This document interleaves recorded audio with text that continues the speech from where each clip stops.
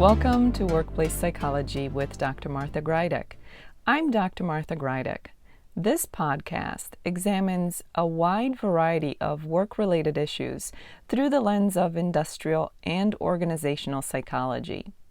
And while many of the topics discussed here may be seen as intended for white-collar employees and their employers, in reality, the ideas presented here are applicable across organizations and industries.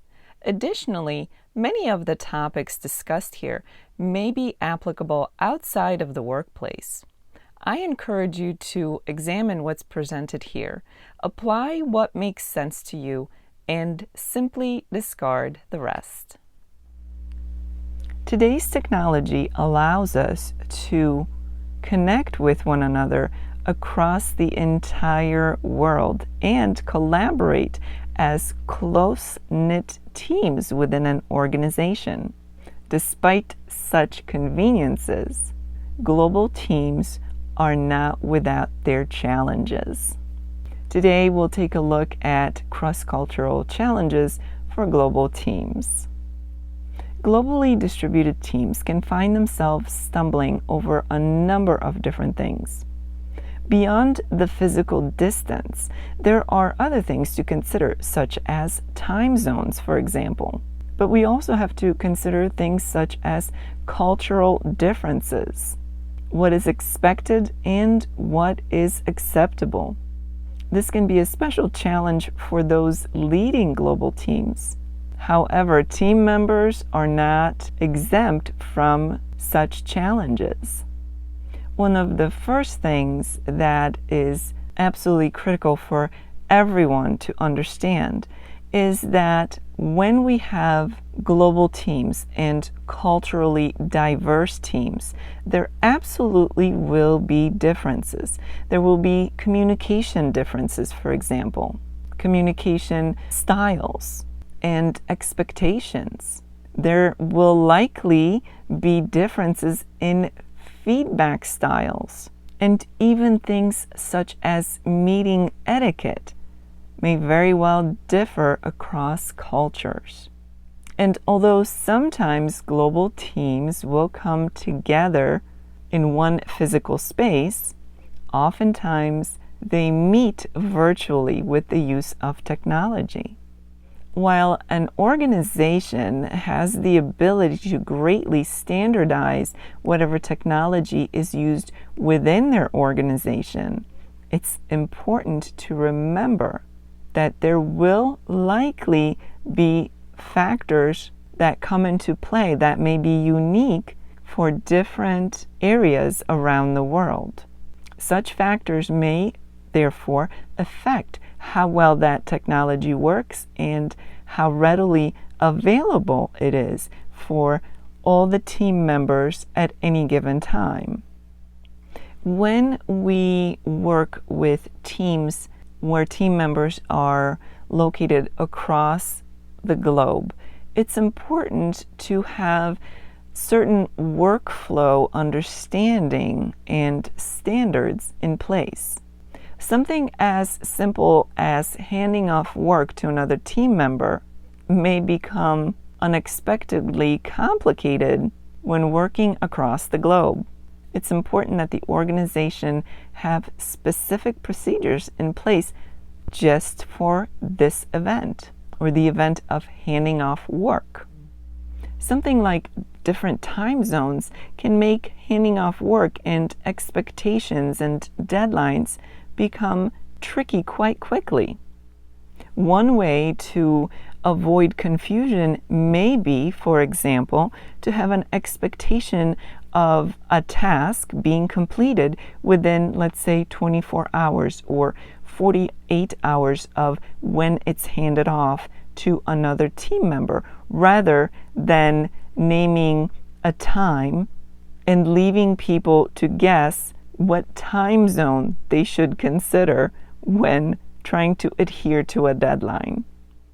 Something else to consider when working with teams across the globe is the concept of written North Stars. A North Star is a slogan used within the world of business. The purpose is to allow team members to have a common philosophy, a common concept, or a common goal. The best North Stars for any company are concise, clear, and impossible for employees to forget. Something else to focus on when working with teams that are spread across the globe is decision rights clarity. Any company will do well to empower their employees to make certain decisions at certain levels of responsibility. But defining the roles and responsibilities for each member is that much more important when we're working with global teams. Make sure to establish clear guidelines of who makes what decisions and communicate the decision-making process to all the stakeholders, all the people involved. Empower people with the authority to make these decisions, and remember, as an employer, you have to review and revise on a regular basis as necessary. Foster a culture of accountability, one that provides authority but also encourages a sense of responsibility by keeping employees accountable. Considering that global teams often include different cultures, it's important that there are clearly defined best practices and approaches to things such as conflict resolution and any necessary repairs that may be needed for mistakes or other issues.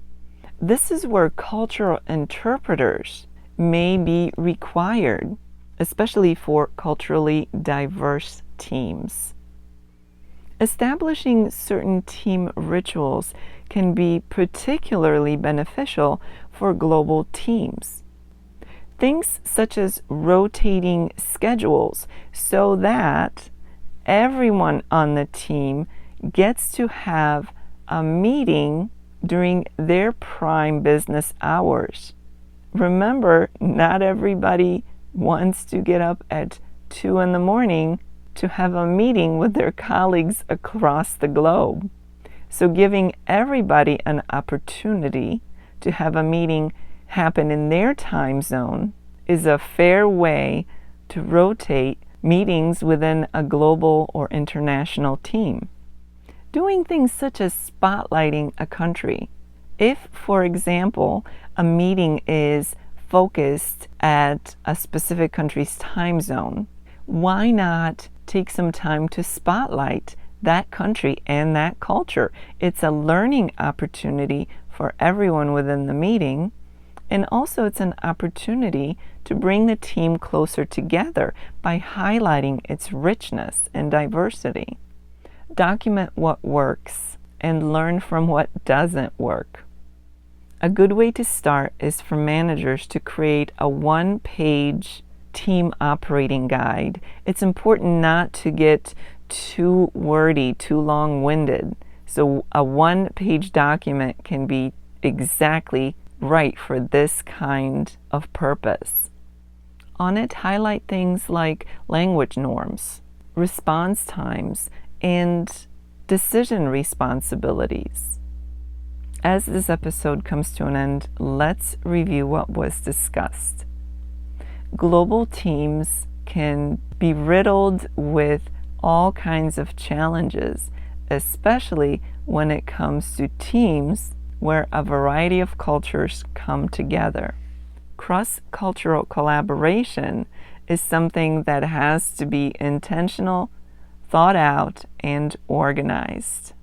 Understanding differences is a good way to start on a journey of understanding teams and bringing team members together.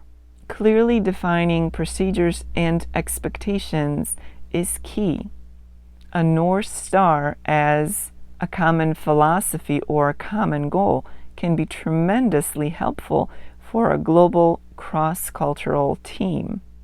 And while employers and team managers have their work cut out for them, individual employees can find themselves facing similar challenges when working on global teams.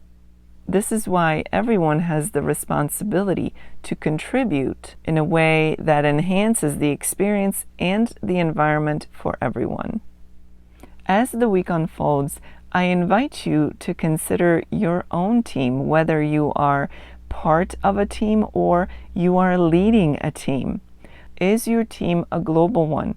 And even if your team consists of people who are all located in the same general area, is your team a cross-cultural team? How does that affect the team and its dynamics, and what can you do to improve it? Take what you've learned from today's episode and apply it to your own organization in such a way that it benefits everyone involved. For those of you who experience this podcast in an audio-only version, I invite you to check out my YouTube channel where you can find the video version of the podcast. While you're there, check out some of the other videos. They focus on stress management.